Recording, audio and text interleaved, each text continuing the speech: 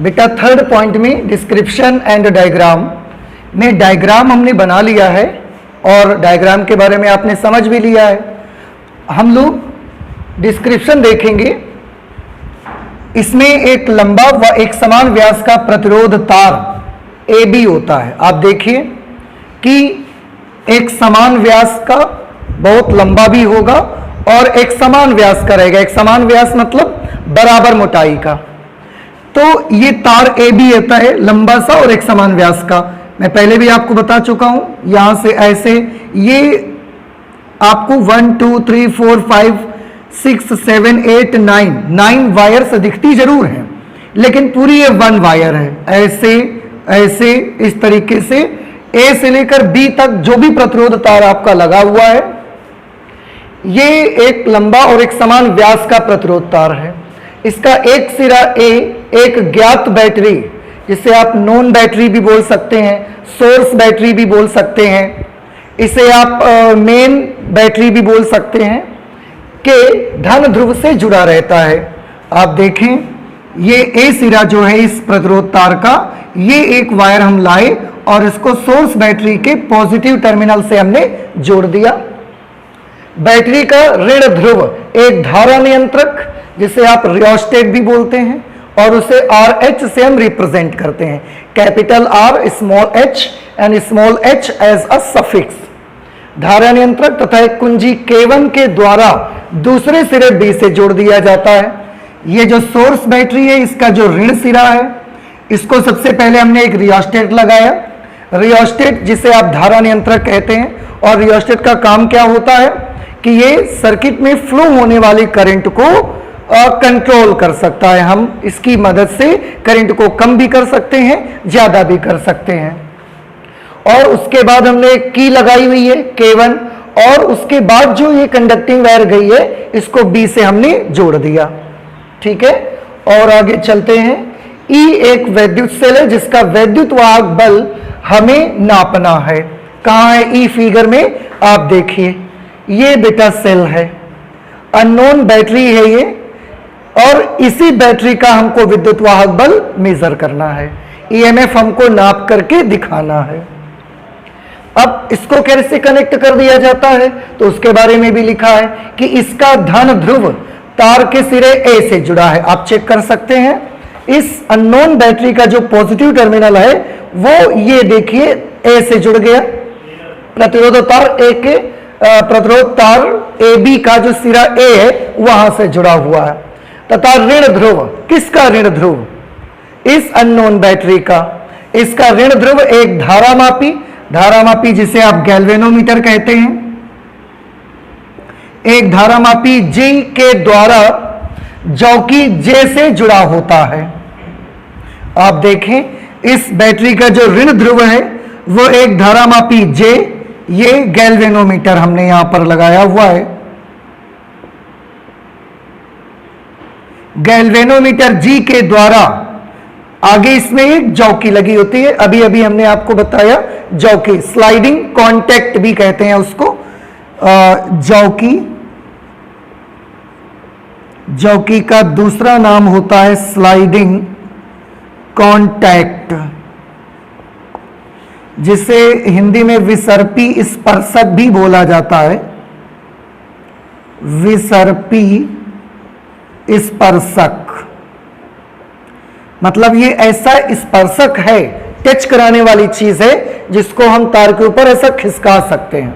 लेकिन याद रहे कि खिसकाते वक्त आप दबाएं नहीं वायर को, अदरवाइज जिस जगह पर आप दबाएंगे तार का वहां का व्यास कम हो जाएगा, उस जगह तार पतली हो जाएगी और फिर उसका हर जगह व्यास एक समान नहीं रह पाएगा।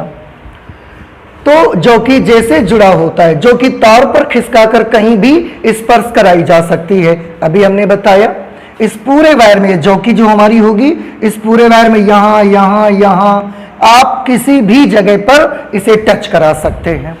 हाँ, इसमें एक चीज और होती है बेटा, मैं आपको बताऊं, वो मैं यहां पर छूट गया है मेरे से, कि यहां जहां पर ये तार कसे होते हैं सब, इस बोर्ड में एक साइड में एक स्केल लगा होता है, मीटर स्केल लगा होता है एक।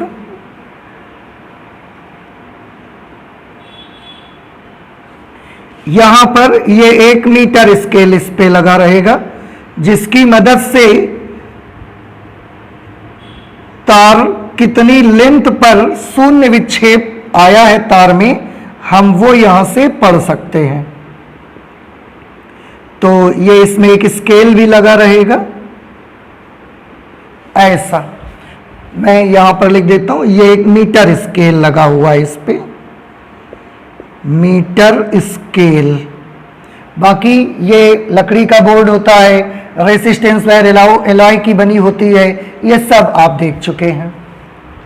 तो ये हमने डिस्क्रिप्शन भी कर लिया। अब डिस्क्रिप्शन के बाद हम आते हैं इसकी वर्किंग कैसी होगी, मींस इससे कैसे वर्क करेंगे, और ये जो हमारी अननोन बैटरी है, ये जो अननोन सेल हमने यहाँ लगाई हुई है, इसका ईएमएफ हम कैसे फाइंड आउट करेंगे, ये हम पता लगाना चाहते हैं। अब ये हम करके आपको दिखाते हैं। इसके लिए आपको मैं फिर से वही चीज बताना चाहूंगा, वही सर्किट आपको याद रखना है जो कल हमने बनाया हुआ था, या मैंने अभी पिछली क्लास में बनाया था। यहां पर एक ये पॉजिटिव नेगेटिव, इसके बाद यहां पर भी एक सेल लगाई पॉजिटिव नेगेटिव, यहां पर गैल्वेनोमीटर हमने लगाया हुआ है। ये सर्किट आपको याद रखना है। इसमें हमने क्या डिसाइड किया हुआ था कि एक ये वाली सेल करंट को एंटी क्लॉकवाइज फ्लो करवाना चाहती है सर्किट में, ये वाली सेल करंट को सर्किट में क्लॉकवाइज डायरेक्शन पे फ्लो करवाना चाहती है। और अगर गैल्वेनोमीटर में करंट फ्लो नहीं हो रही है, इसका मतलब साफ है कि उस समय इसका और इसकी पोटेंशियल्स दोनों के आपस में कैसे हैं, बराबर हैं।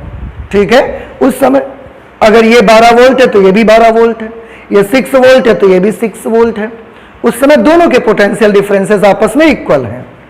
लेकिन वर्किंग पढ़ने से पहले मैं एक चीज और आपको बता देना चाहता हूं, जिसके बारे में हम लोगों ने सिद्धांत में पढ़ा हुआ था।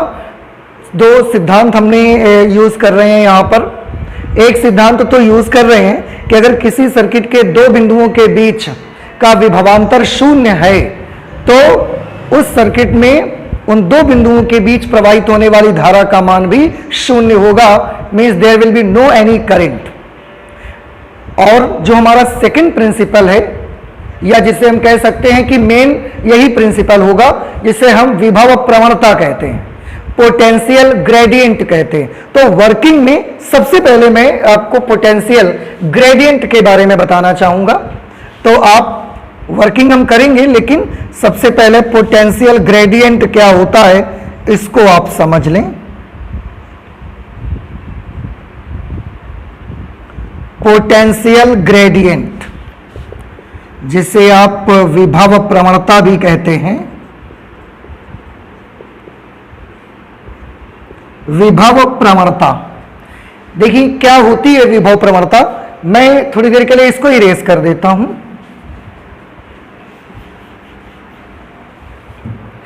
आप एक चीज देख रहे हैं कि जो ये हमारी रेसिस्टेंस वायर लगी है, ए से बी तक पूरी एक लंबी सी रेसिस्टेंस वायर लगी हुई है। इस रेसिस्टेंस वायर के दोनों सिरों के बीच में ये एक सोर्स बैटरी है जो पोटेंशियल डिफरेंस अप्लाई कर रही है। मैं इस वायर को छोटा करके बनाता हूं, ये बहुत लंबी लगी हुई है। हम थोड़ी देर के लिए अपने समझने के लिए मान लेते हैं कि वो लंबी सी वायर ये वाली है, ये है वो लंबी सी वायर।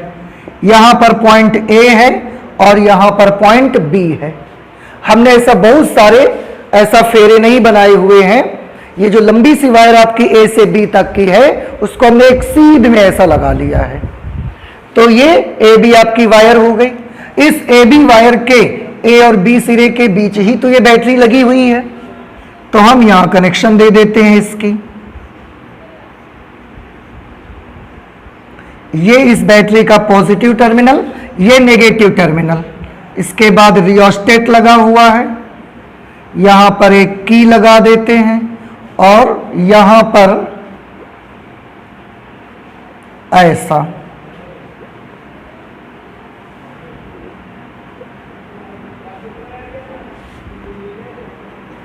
तो तो ये A पॉइंट है और ये B पॉइंट है, ये K1, ये रियोस्टेट, ये आपकी सोर्स बैटरी, इस तरह से हमने बना लिया। तो अब मैं आपको फिर से बता दूं कि ये AB वायर इस फिगर में कहां पर है।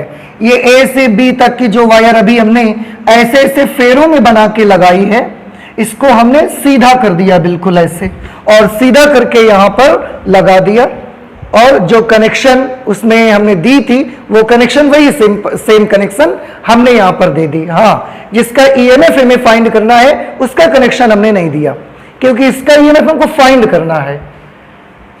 प्रतिरोध तार AB में जो पोटेंशियल डिफरेंस अप्लाई करेगी वो बैटरी ये नहीं है, वो बैटरी ये वाली है, सोर्स बैटरी। यही जो हमारा रेसिस्टेंस वायर है उसके AB सिरों के बीच में पोटेंशियल डिफरेंस अप्लाई करेगी। अब इस सोर्स बैटरी का अगर पोटेंशियल V है, मान लेते हैं कि जो सोर्स बैटरी है इसका जो पोटेंशियल है वो V के बराबर है। अगर V के बराबर, इसका क्या मतलब है? इसका मतलब बेटा ये है कि बैटरी के पॉजिटिव टर्मिनल से जो इंड जुड़ा है इसका पोटेंशियल V है, और बैटरी के नेगेटिव से जो टर्मिनल जुड़ा, बैटरी के नेगेटिव टर्मिनल से वायर की जो इंड जुड़ी हुई है उसका पोटेंशियल 0 वोल्ट है। ये इसका मतलब होता है। आप फिर से ध्यान दीजिए कि अगर AB के दोनों सिरों के बीच V वोल्ट की एक बैटरी कनेक्टेड है, इट मींस बैटरी का पॉजिटिव टर्मिनल उस तार के जिस सिरे से जुड़ा होता है उसका पोटेंशियल पूरा V है, और नेगेटिव टर्मिनल जिस इंड से जुड़ा होगा उसका पोटेंशियल 0। जैसे एक एग्जांपल के तौर पे मैं आपसे बात करूं तो ये रेसिस्टेंस वायर AB के दोनों सिरों के बीच में अगर ये 12 वोल्ट की बैटरी कनेक्टेड है तो इस सिरे का पोटेंशियल कितना? 12 वोल्ट, और इस सिरे का पोटेंशियल कितना? 0 वोल्ट। क्लियर? अब एक चीज यहां पर देखना है, जो हमारा रेसिस्टेंस वायर है उसके इस सिरे का पोटेंशियल V वोल्ट है, और ऐसा चलते जाइए, चलते चलते जब आप B पर पहुंचेंगे तो यहां का पोटेंशियल कितना? 0 वोल्ट है। इससे क्या पता चला आपको? इससे हमको यह पता चला कि यहां का पोटेंशियल V है, हाई पोटेंशियल है, और जैसे जैसे हम इधर गए तो B पर पहुंचे तो पोटेंशियल हो गया 0।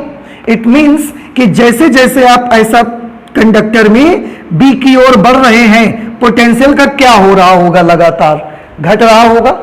अगर ये 12 वोल्ट है और ये 0 वोल्ट है तो उस समय अगर ये 12 है तो यहां 11 हो गया होगा, यहां 10, 9, 8, 7, 6, 5, 4, 3, 2, 1, 0, ऐसे ही तो हुआ होगा। तो जैसे जैसे आप चलते हैं सिरे A से B की ओर, पोटेंशियल क्या हो रहा है? डिक्रीज हो रहा है, इंक्रीज हो रहा है, या कोई चेंज नहीं हो रहा है? तो आंसर है, जब आप प्रतिरोध तार के सिरे A से B की ओर चलते हैं तो विभव का मान, पोटेंशियल की वैल्यू लगातार घटते जा रही है, और B पर जाकर यह पोटेंशियल पूरी तरीके से क्या हो जाएगा? 0। ठीक है? अच्छा, अब A से B की ओर चलने पर पोटेंशियल घट रहा है। हम ये पता लगाना चाहते हैं कि इस कंडक्टर में कहीं पर भी अगर हम ये 2 पॉइंट ले लेते हैं और इन 2 पॉइंट के बीच का डिस्टेंस 1 मिलीमीटर का है, तो इनके बीच कितना पोटेंशियल डिफरेंस होगा? जैसे A और B के बीच पोटेंशियल में कितना डिफरेंस है? A का पोटेंशियल V, B का पोटेंशियल 0, तो A और B के बीच कितना पोटेंशियल डिफरेंस है? V के बराबर। A और B के बीच कितना पोटेंशियल डिफरेंस है? 12 वोल्ट के बराबर, क्योंकि यहां का 12 वहां का 0, तो अंतर कितने का आएगा? 12 ही का तो आएगा, तो डिफरेंस V का ही आएगा। तो A और B के बीच पोटेंशियल डिफरेंस है V, लेकिन A से B तक की लेंथ तो बहुत लंबी है। अगर हमने यहां पर 9 टर्न्स लगाए हैं वायर के, रेसिस्टेंस वायर के, और हर एक जो लेंथ होती है आपकी वो 1 मीटर की लेंथ इस पे लगी होती है। 1 metre means 1000 millimetre, 1 metre means 100 centimetre, and 100 centimetre is equal to 1000 millimetre. तो अगर एक इसमें लंबाई 1000 मिलीमीटर की है, तो यहां पर 9 लेंथ लगी है इस तरीके से, तो टोटल लेंथ कितनी हो गई 9000 मिलीमीटर। अब ऐसे ही यहां से यहां तक की तार जो मैंने यही वाली लगाई है, ये पूरी 9000 मिलीमीटर है, मान लेते हैं 9000 मिलीमीटर है। अब 9000 मिलीमीटर में पोटेंशियल डिफरेंस कितना हो रहा है V, तो 1 मिलीमीटर में पोटेंशियल डिफरेंस कितना आएगा, 1 मिलीमीटर में पोटेंशियल डिफरेंस जितना भी आएगा उसी को हम बोला करेंगे पोटेंशियल ग्रेडियंट, विभव प्रवणता। ठीक है, तो मैं आपको फिर से एक बार क्लियर कर दूं और उसके बाद हम विभव प्रवणता को नोट कर लेते हैं कि विभव मापी में जो प्रतिरोध तार लगा है AB, उसके सिरे A से B की ओर चलने पर विभव का मान लगातार घटते जाता है। आप देख रहे हैं कि विभव मापी के तार, प्रतिरोध तार AB में सिरे A से B की ओर चलने पर विभव का मान लगातार क्या होता जाता है, घटता जाता है। तार की प्रति एकांक लंबाई पर, यानी कि 1 मिलीमीटर लेंथ पर विभव में जितनी कमी आ जाती है, आप जैसे जैसे जा रहे हो कमी आ रही ना, विभव में जितनी कमी आ जाती है, विभव में जितनी गिरावट आ जाती है, इसी को हम बोलते हैं विभव मापी के तार की विभव प्रवणता, पोटेंशियल ग्रेडियंट इसको कहा जाता है। आई होप कि आपको समझ में आ रहा होगा। एक बार फिर से मैं इसको क्लियर कर दूं डेफिनेशन, और फिर हम इसको नोट कर लेते हैं। जरा ध्यान से सभी बच्चे समझेंगे कि विभव मापी में, विभव मापी के प्रतिरोध तार AB के सिरे A से B की ओर चलने पर विभव का मान लगातार घटता जाता है।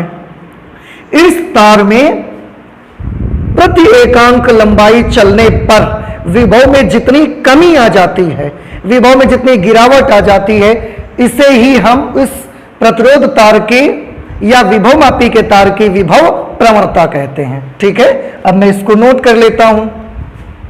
तो हम परिभाषा क्या बनाएंगे,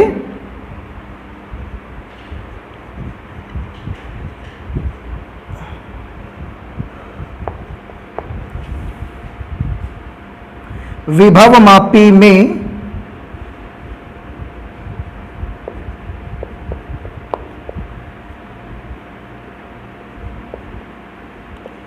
प्रतिरोध तार AB के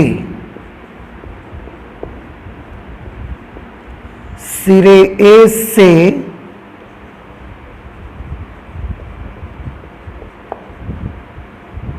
B की ओर चलने पर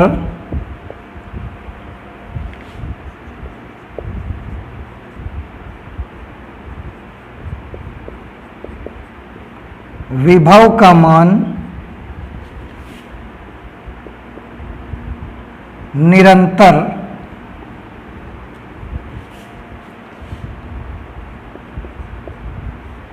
घटता जाता है।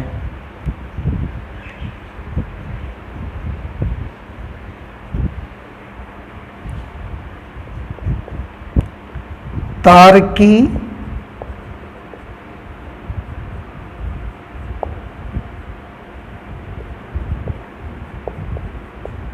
प्रति एकांक लंबाई में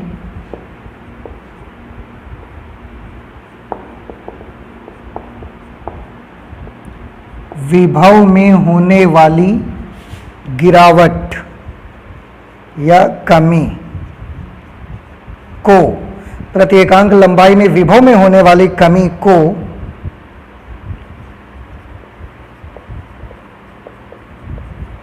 विभव मापी के तार की विभव प्रवणता कहते हैं। विभव प्रवणता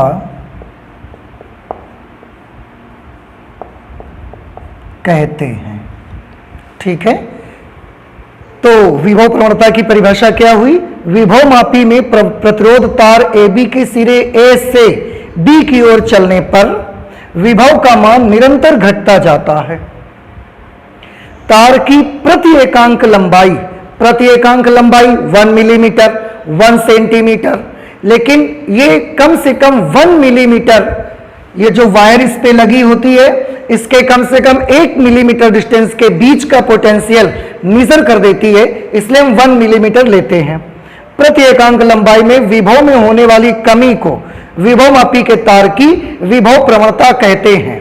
ठीक है, अब विभव प्रवणता क्या बनेगी, थोड़ा ध्यान से आप देख सकते हैं। जैसे मान लिया मैंने कि इस पूरे जो वायर है इसकी पूरी लेंथ है L, ये मैं मान लेता हूं। अभी हमने 9 चक्कर ऐसे लगे हुए हैं, तो कितनी लेंथ हो गई टोटल, 9000 मिलीमीटर, 9000 मिलीमीटर लंबाई का तार लग गया। जब 10 फेरे लगे होंगे, 10 ऐसे फेरे बने होंगे, तो कितना लंबा तार हो जाएगा, 10,000 मिलीमीटर। 15 फेरे लगे होते तो 15,000 मिलीमीटर लंबाई का वायर हो जाता। तो क्योंकि वायर की लंबाई किसी में कम कभी ज्यादा रहेगी, मैंने उसको मान लिया L लंबाई का वो वायर है।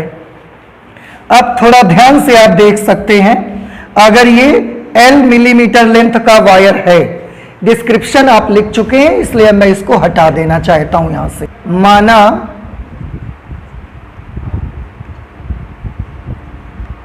प्रतिरोध तार AB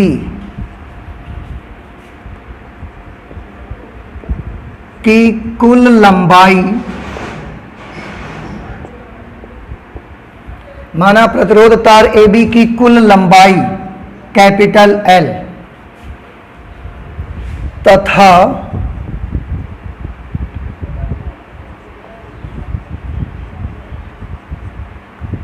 प्रतिरोध तार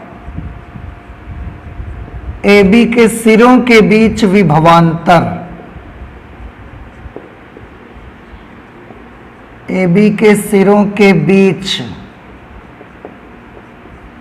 विभवांतर कैपिटल V है। तब देखिए हमने क्या माना कि A से B तक की टोटल लेंथ कितनी है, L मिलीमीटर, और A से B के बीच का कुल विभवांतर कितना है, V। क्योंकि इसका V और उधर का 0, तो टोटल पोटेंशियल डिफरेंस है V। अब आप ध्यान से देखिए, जब हम यहां से यहां तक चल के गए B तक, A से शुरू किया B तक चल के गए, कितनी लेंथ चले हम, L। पोटेंशियल में कितनी कमी आई, V, क्योंकि यहां का V था, यहां का 0, पूरी V की कमी आ गई। तो L लेंथ चलने पर पोटेंशियल डिफरेंस में कितने की, पोटेंशियल में कितने की कमी, V की कमी, क्योंकि L लंबाई चलने पर विभव में कमी, L लंबाई चलेंगे तो विभव में कमी V है, इसलिए 1 लंबाई मीन्स एकांक लंबाई,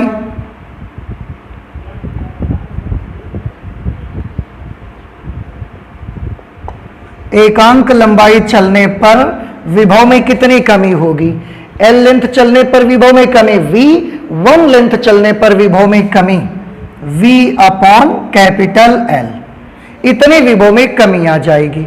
और अभी अभी हमने पढ़ा कि प्रति एकांक लंबाई में विभव में होने वाली कमी को ही विभवमापी के तार की विभव प्रवणता कहते हैं। तो 1 लेंथ में जो कमी आई वो V अपॉन L है, और यही क्या होगी विभवमापी के तार की विभव प्रवणता। इसलिए विभवमापी के तार की विभव प्रवणता,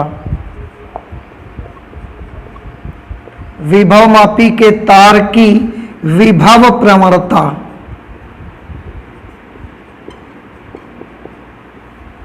विभव प्रवणता कितनी होगी, V अपॉन L। ये बहुत इंपॉर्टेंट हिस्सा है, आप सभी को इसको याद रखना है।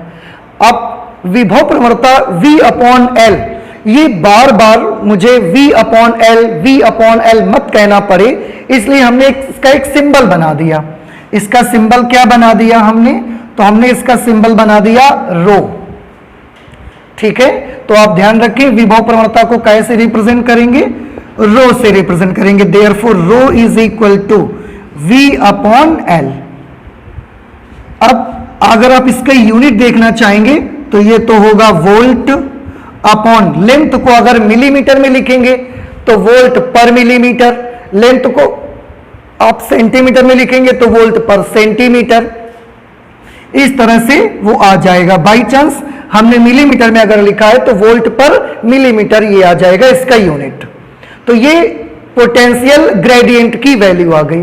अब मैं फिर से एक बार वहीं पर आना चाहता हूं कि पोटेंशियल ग्रेडियंट, जैसे मैं बात करूं पोटेंशियल ग्रेडियंट, आपने क्या देखा कि उस प्रतिरोध तार में 1 मिलीमीटर डिस्टेंस चलने पर विभव में जो कमी आए वही तो पोटेंशियल ग्रेडियंट है।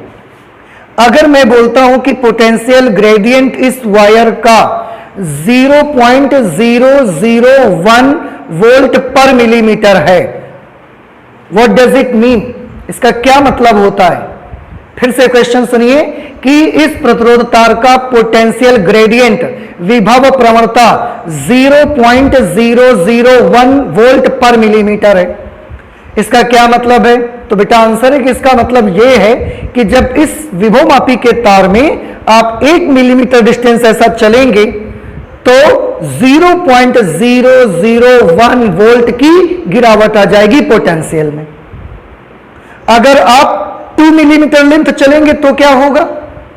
0.001 मल्टीप्लाइड बाई 2 वोल्ट की गिरावट आ जाएगी।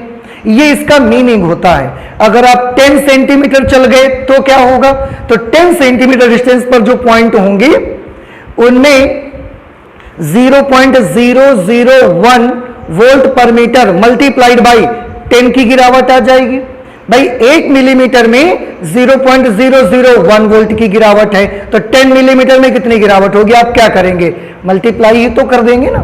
वही चीज मैं आपको बता रहा हूं कि उसके बाद V अपॉन L को जब हमने रो मान लिया तो उसके बाद अब हमको कुछ ज्यादा नहीं करना है।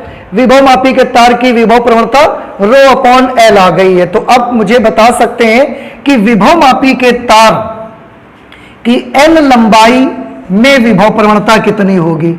इसलिए विभव मापी के तार की L लंबाई में विभव की कमी, या जिसे हम विभवांतर बोल सकते हैं, वो कितना हो जाएगा? अब आप समझ के बताइए। एक मिलीमीटर लंबाई में इतनी विभवांतर आता है और इसी को हमने क्या माना है? रो। तो 1 लेंथ, यूनिट लेंथ के लिए विभव में कमी कितनी आती है? रो। तो L लेंथ में विभव में कमी कितनी आएगी? रो इंटू L कर देंगे। बड़ा सिंपल है कि यूनिट लेंथ चलने पर विभव में कमी आती है रो, तो स्मॉल l लेंथ अगर हम चल जाएंगे तो विभव में कितने की कमी आ जाएगी? रो मल्टीप्लाइड बाई L। इतना विभवांतर उन दो बिंदुओं के बीच आएगा जिनके बीच का डिस्टेंस स्मॉल l मिलीमीटर रहेगा। ठीक है, ये बहुत बेटा अच्छा इंपॉर्टेंट आर्टिकल, इससे जरूर आप समझ लें अच्छे से। हाँ, एक चीज मैं इसमें और बताना चाहूंगा आपको कि ये तो मेनली पोटेंशियल का फॉल है, ये तो विभव की मुख्य रूप से गिरावट है, कमी है। फिर इसके नाम के आगे पोटेंशियल ग्रेडियंट क्यों लगा हुआ है ये मैं आपको समझाना चाहता हूं। विभव प्रवणता क्यों लगी हुई है, थोड़ा ध्यान से देखें। मान लेते हैं ये हमारा तार AB है, प्रतिरोध तार जो है ये A बिंदु है और बिंदु ये क्या है? B। आपने जब इस चित्र को देखा या वहां पर आप देखते हैं तो आप क्या पाते हैं कि बिंदु A का विभव कितना है? बिंदु A का विभव V है, हाई पोटेंशियल। बिंदु B का विभव कितना है? 0, लो पोटेंशियल। अगर मैं इसको ग्राफिकली रिप्रेजेंट करूं तो पॉइंट A का पोटेंशियल हाई है, हाई पोटेंशियल है। मैं हाई को एक लाइन से ऐसा शो करता हूं, हाइट से शो करता हूं। इसका पोटेंशियल पूरा ये कितना है? V के बराबर है। और पॉइंट B का पोटेंशियल, B की ओर जाते जाते B का पोटेंशियल कैसा है? बिल्कुल 0 है। तो इसमें कितनी हाइट बनाई जाए? कुछ नहीं भाई। A का पोटेंशियल हाई है, B का पोटेंशियल बिल्कुल 0 है, तो इसमें हाइट नहीं बना सकते। अब जब आप A से B की ओर चलोगे तो आप देखिए यहां पर एक ये ऐसी लाइन आपको मिलेगी। ये ए से बी की ओर जाने पर विभव लगातार क्या हो रहा है, कम। आप जब यहां पर आ जाएंगे तो विभव बस इतना बचा, जब यहां पर आ जाएंगे तो विभव इतना बचा और कम हो गया। देखिए आप जब यहां पर आ जाएंगे तो विभव इतना बचा, आप यहां पर आ जाएंगे विभव इतना बचा, आप बी पर चले जाएंगे विभव बिल्कुल जीरो हो गया। तो ये जो हाइट है ये पोटेंशियल को रिप्रेजेंट करती है। ए पर पोटेंशियल सबसे ज्यादा, बी पर पोटेंशियल जीरो। ऐसी सिचुएशन पे जब हम हाई को लो से मिलाते हैं तो आप देखते हैं इस ग्राफ में एक लाइन बनती है और उस लाइन में एक ढलान आता है, एक स्लोप आता है, एक ढलान आता है, एक झुकाव आता है। और आपको याद होगा कि जब आप स्ट्रेट लाइन पढ़ते हैं, सरल रेखा, क्लास 11th में मैथमेटिक्स में आप सरल रेखा पढ़ने को पाते हैं। उस सरल रेखा में लाइन झुकी हुई होती है तो हम बोलते हैं कि इस लाइन का क्या होता है, स्लोप है, ये ढाल है। और ढाल को ही दूसरी भाषा में हम बोलते हैं प्रवणता, आपको याद आया होगा। और वहां पर उसे हम स्मॉल m से रिप्रेजेंट भी करते रहे हैं। यहां पर भी ए के हाई पोटेंशियल और बी के लो पोटेंशियल के बीच में एक ढाल बन रही है। ए का हाई पोटेंशियल, बी का low potential, and there is a slope between the two. And if there is a slope between the two, so we can call it potential gradient because this slope is made for voltage, for potential. इसलिए हम इसको बोलते हैं potential gradient। तो ये जो आपकी line दिख रही है, इसका जो ढाल है इसी को हम बोलते हैं potential gradient। इसलिए इसके नाम के साथ, पोटेंशियल के साथ ग्रेडियंट लगाया गया, प्रवणता लगाई गई है, क्योंकि हाई वोल्टेज और लो वोल्टेज के बीच एक ढाल बन रहा है। ढाल, झुकाव, आनति, स्लोप, प्रवणता, ये सब एक ही नाम है। और क्योंकि ये प्रवणता विभव की है इसलिए इसका नाम हमने रखा है विभव प्रवणता। तो this is all about potential gradient. Finally let me tell you once more that what is the potential gradient. Potential gradient is only the fall of potential in 1 millimeter length. Unit length चलने पर विभव में कितनी कमी आ जाएगी वो होता है पोटेंशियल ग्रेडियंट। हमने सिंबल क्या बनाया उसका, रो। अगर किसी रेसिस्टेंस वायर का पोटेंशियल ग्रेडियंट रो है, what does it mean? It means कि अगर आप 1 मिलीमीटर लेंथ चलोगे या 1 लेंथ जब आप चलोगे तो रो के बराबर विभव में कमी आ जाएगी। और अगर स्मॉल एल लेंथ चल गए तो कितनी कमी आ जाएगी? रो इंटू एल कमी आ जाएगी। मल्टीप्लाई करवा दिया करेंगे हम लोग, ठीक है। So this is potential gradient and now I hope कि आपको पूरी बात समझ में आ गई है। तो अब मैं इसको इरेज कर देता हूं और आते हैं वर्किंग पे, कैसे हम वर्क करेंगे इसके साथ में, ठीक है। अब हम 4th पॉइंट पे पढ़ेंगे विभव मापी वर्क कैसे करता है और उस विभव मापी के हेल्प से हम इस सेल का ईएमएफ कैसे फाइंड आउट करेंगे। बहुत सिंपल है बेटा इसका एक्सपेरिमेंट। ये इतना आसान होता है कि अगर आपने इसको पूरे सेटअप को अच्छे से तैयार कर लिया तो बहुत जल्दी ही हम इसका जवाब निकाल लेते हैं। एक चीज मैं और आपको बताऊं कि विभव प्रवणता, वैसे जब थ्योरेटिकली हम पढ़ रहे हैं तो हमें पढ़ना पड़ता है और आपको ये समझाने के लिए कि ऐसी एक क्वांटिटी होती है। अदरवाइज प्रैक्टिकल जब भी आप करेंगे आपको कभी भी पोटेंशियल ग्रेडियंट कैलकुलेट नहीं करना पड़ेगा। देखिए कितना अच्छी चीज है। यहां पर मैं फिर से आपको बता दूं कि थ्योरेटिकली पोटेंशियल ग्रेडियंट आपको बताया जाता है जिससे आपको ये पता चले कि पोटेंशियल ग्रेडियंट टाइप की भी एक क्वांटिटी होती है पोटेंशियोमीटर में। अदरवाइज इन आवर प्रैक्टिकल्स हमको कभी भी पोटेंशियल ग्रेडियंट कैलकुलेट नहीं करना पड़ता है। आप देखेंगे हम इसके भी एप्लीकेशंस भी करेंगे, तो जितने भी एप्लीकेशंस करेंगे कहीं पर भी हमें जरूरत नहीं पड़ेगी कि मुझे इसका पोटेंशियल ग्रेडियंट कैलकुलेट करना पड़ेगा अगर कभी तो हम कर लिया करेंगे। ए और बी के बीच जो पोटेंशियल डिफरेंस होगा वो potential difference upon total length, उससे रो कैलकुलेट होके आ जाया करेगा, ठीक है। फिलहाल तो हम इस सेल का ईएमएफ पता लगाना चाहते हैं। अब हमको करना क्या है, पूरी कनेक्शन हमने तैयार कर ली, इसके बाद ये जौकी हमने उठाई अपने हाथ में। अब जौकी से सबसे पहले ये श्योर करने के लिए कि हमारा कनेक्शन सही है या इसमें कुछ एरर है, हम एक काम करके देख लेते हैं। जौकी को इस जो रेजिस्टेंस वायर है ना, इसके सिरे ए के नजदीक में टच करवाइए। आप देखेंगे गैल्वेनोमीटर की जो इंडिकेटर है वो एक तरफ चलेगा बाईं ओर। फिर उसको उठा लीजिए और जौकी को जो वायर आपकी है उसके सिरे बी के नजदीक में टच करवाइए जा करके। जब आप बी के नजदीक टच करवाएंगे तो दूसरी ओर इसका इंडिकेटर चला जाएगा।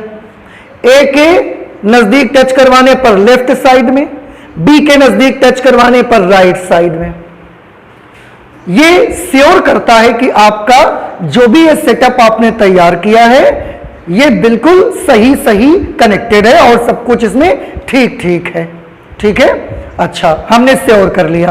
अब हम क्या करना चाहते हैं, हम करना बेटा ये चाहते हैं कि जौकी को हम लेंगे, इस तार के सिरे ए के नजदीक टच कराएंगे और हल्के हल्के हाथों से इसको इसमें स्लाइड करते चले जाएंगे।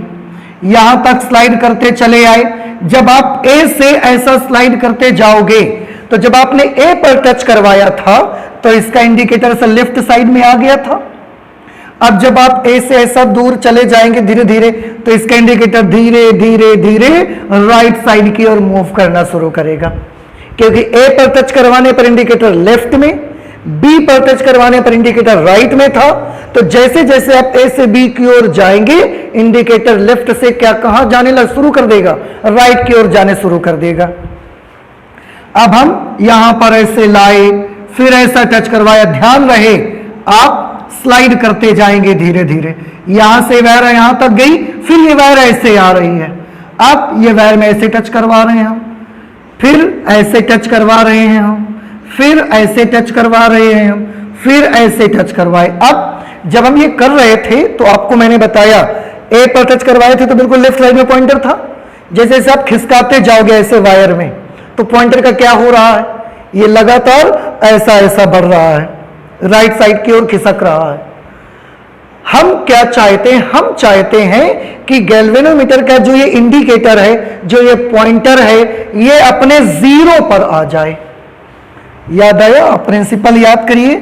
मैं आज दूसरी बार ये फिगर बनाने जा रहा हूं जिसमें आपने दो सेल्स बनाई हुई हैं और यहां पर एक गैल्वेनोमीटर लगा के रखा है। ये B है और ये A है। यहां पर भी हमने गैल्वेनोमीटर में करंट कितनी कर दी थी, 0, क्योंकि जब गैल्वेनोमीटर में करंट 0 होगी वही वो वक्त होगा कि इसका पोटेंशियल और इसका पोटेंशियल सेम होगा।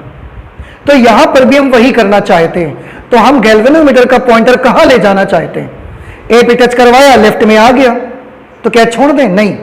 अब हम खिसकाते जाएंगे, तब तक हम खिसकाएंगे, तब तक हम वायर में ट्रायल एंड एरर करते जाएंगे जब तक गैल्वेनोमीटर का पॉइंटर कहां नहीं आ जाता, शून्य पर नहीं आ जाता।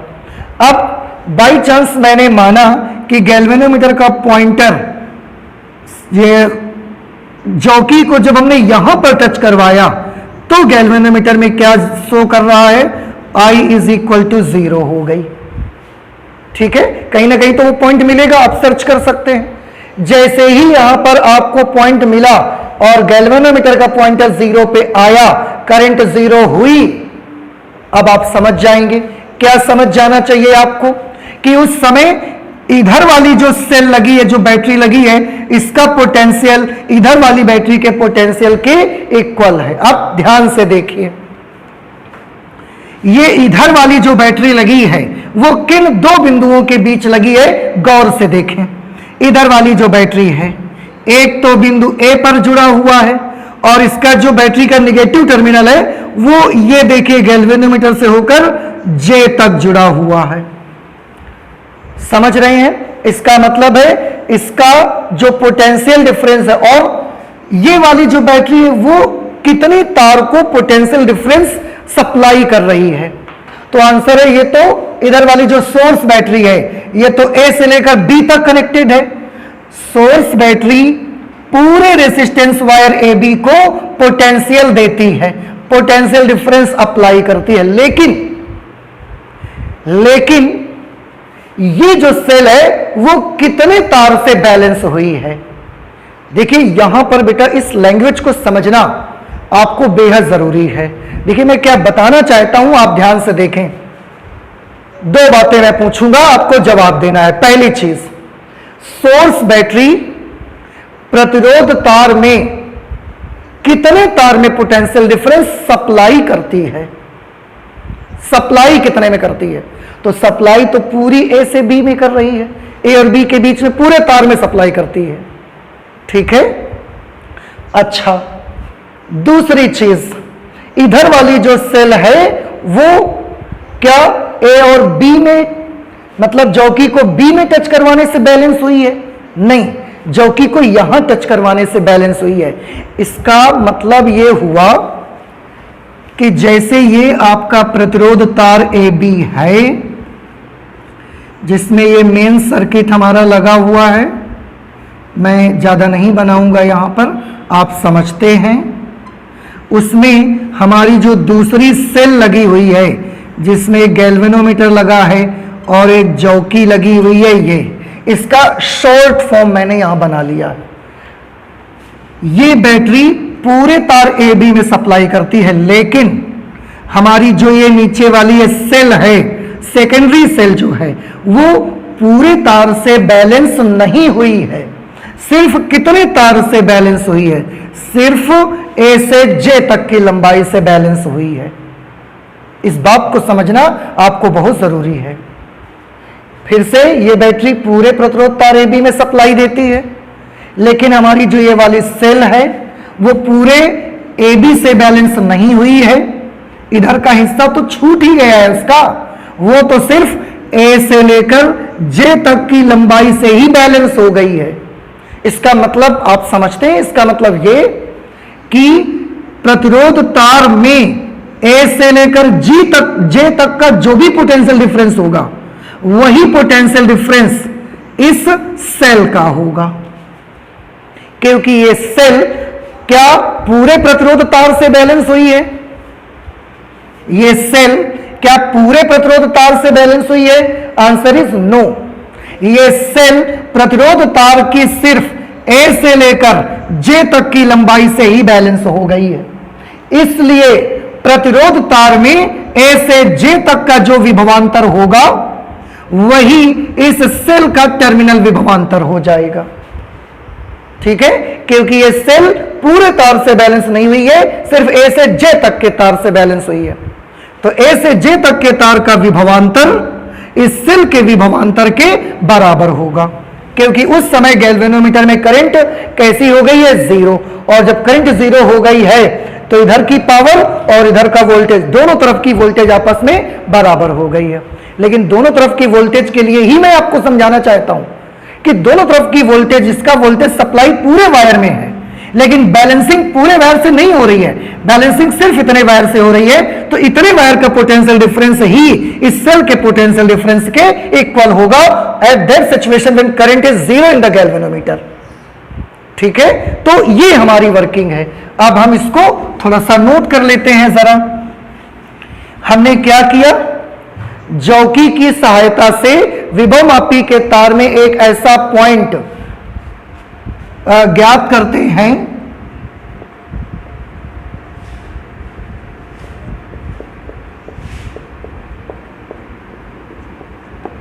जौकी की सहायता से विभव मापी के तार में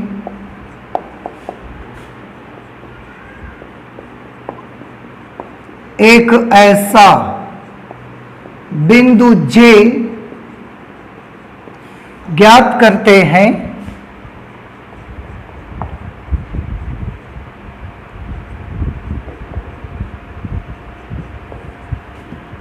जिस पर जौकी को स्पर्श कराने से जिस पर जौकी को स्पर्श कराने से धारामापी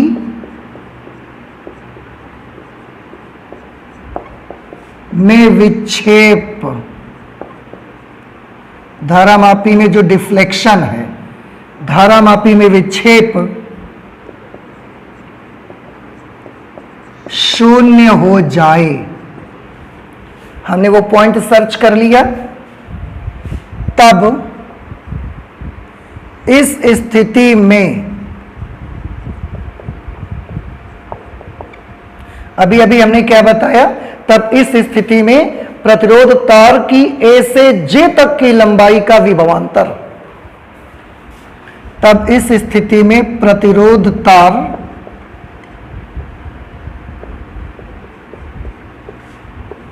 की ए से जे तक की लंबाई का विभवांतर, प्रतिरोध तार की ए से जे तक की लंबाई का विभवांतर ही सेल ई के विभवांतर के बराबर होगा। सेल ई के विभवांतर के बराबर होगा। अतः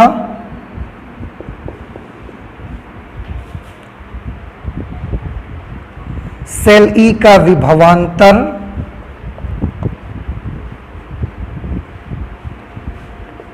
सेल ई का विभवांतर बराबर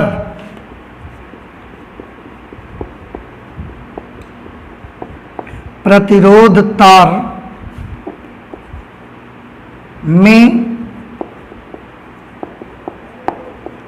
ए से जे तक की लंबाई का विभवांतर।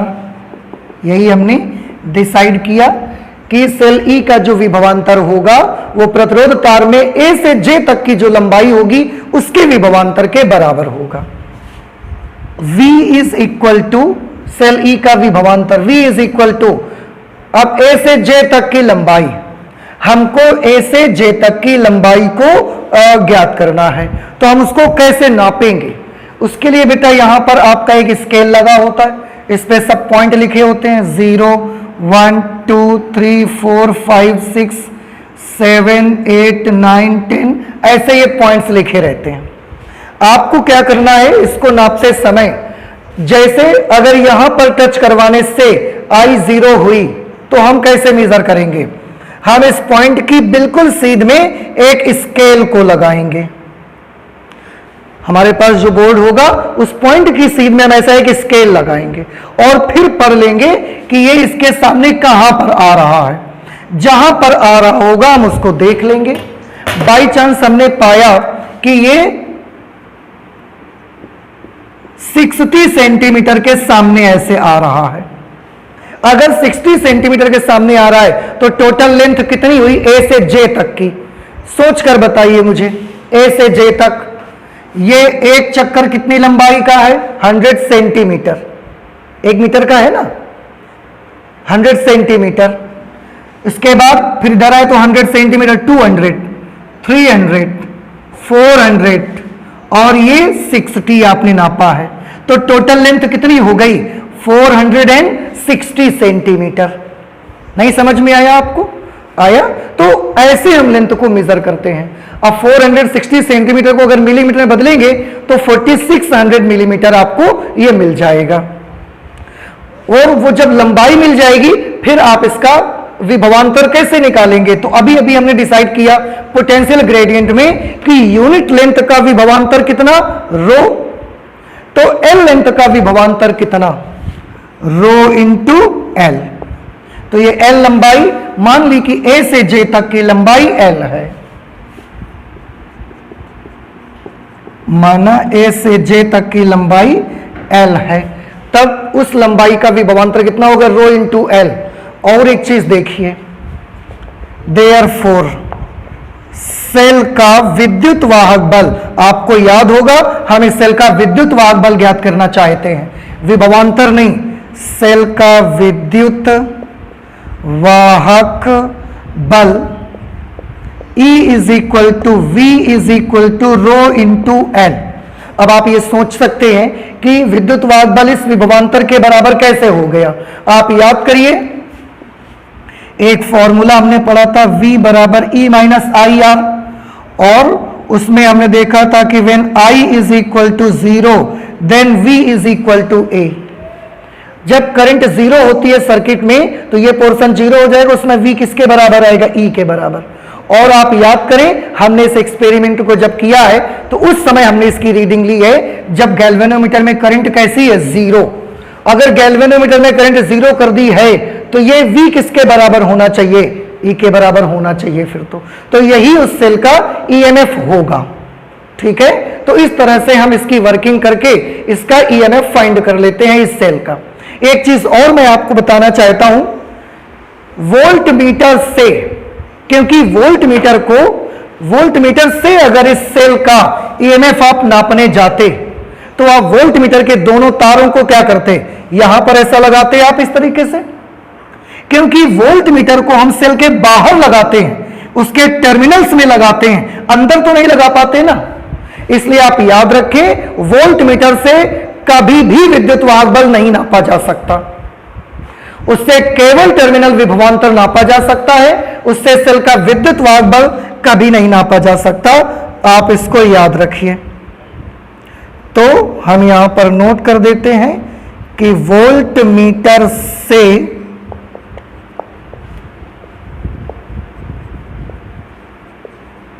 कभी भी सेल का विद्युत वाहक बल नहीं नापा जा सकता।